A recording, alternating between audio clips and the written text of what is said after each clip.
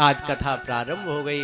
राजा परीक्षित को सुखदेव जी महाराज कथा सुना रहे हैं। इधर में राजा परीक्षित ने हाथ जोड़कर कहा, भगवान आप यह बताइए कि भगवान ने इस सृष्टि का निर्माण कैसे किया।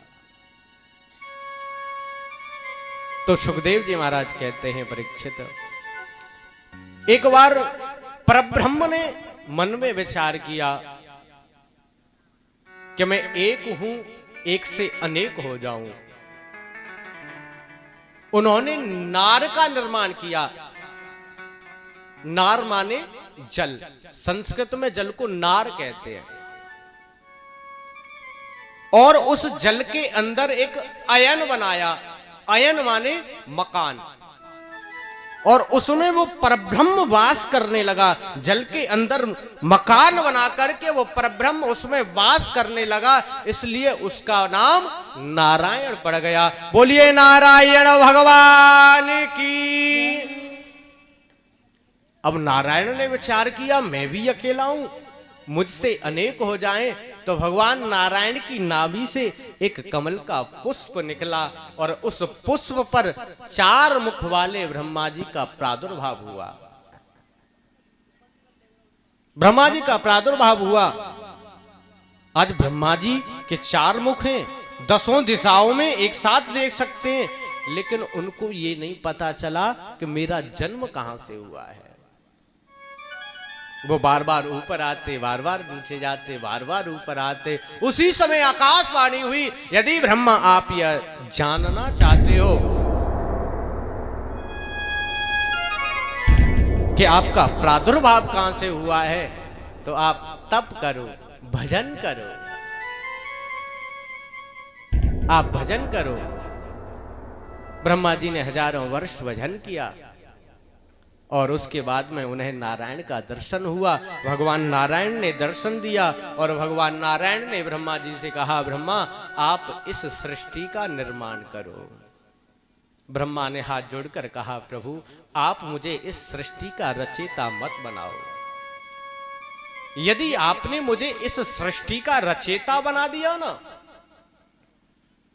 तो मेरे मन में अभिमान आ जाएगा, और मेरे मन में अभिमान आ गया तो मैं आपका भजन करना भूल जाऊंगा। क्योंकि मुझे पद मिल जाएगा, और जहां पद मिल जाता है वहां मद अवश्य आ जाता है, और जहां मद आ जाता है वहां भगवान कभी नहीं आते। बोलो जय जय श्री। क्योंकि थोड़ा सा इंसान धनवान हो जाए, थोड़ी भगवान की ज्यादा कृपा हो जाए ना, तो वो अपने सामने किसी को नहीं समझता, वो अपने आप को कर्ता समझ लेता है। लेकिन वो यह नहीं जानता ये तो भगवान की कृपा है। जब भगवान की दृष्टि बदलती है ना, तो कब रंक को राजा बना दे, कब राजा को रंक बना दे, कोई पता नहीं है।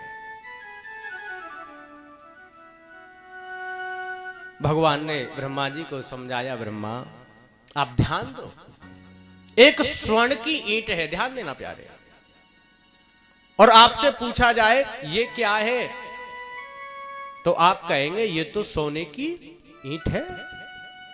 और उसी ईंट में से, उसमें से एक अंगूठी बनवा दी जाए, उसी ईंट में से एक चैन बनवा दी जाए, उसी में से एक टीका बनवा दिया जाए, उसी में से झुमके बनवा दिए जाएं, उन्हीं में से अनेक प्रकार के आभूषण बनवा दिए जाएं। आपसे पूछा जाए ये क्या है, तो आप बताओगे ये अंगूठी है, ये चैन है, ये टीका है, ये झुमके हैं।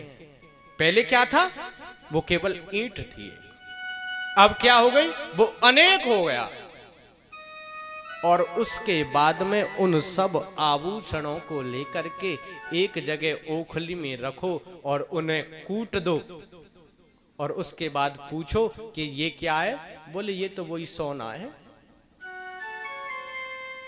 तो भगवान ब्रह्मा से कहते हैं, ब्रह्मा चिंता मत कर, इस सृष्टि बनने से पहले जो कुछ है वो मैं हूं, और ये सृष्टि बनने के बाद जो भी दिखाई देता है ना, वो भी मैं हूं। और जब प्रलय हो जाती है जो कुछ नहीं बचता, लेकिन मैं फिर भी रहता हूं। ब्रह्मा की समझ में आ गया और ब्रह्मा जी को आदेश दे दिया कि आप सृष्टि का निर्माण करें। बोलो जय जय श्री। और ब्रह्मा जी महाराज ने बड़ी सुंदर सृष्टि का निर्माण करना प्रारंभ कर दिया। बोलो जय जय श्री। बोलो जय जय श्री। जयकारे में बड़ी कंजूसी होता है। जय जय श्री।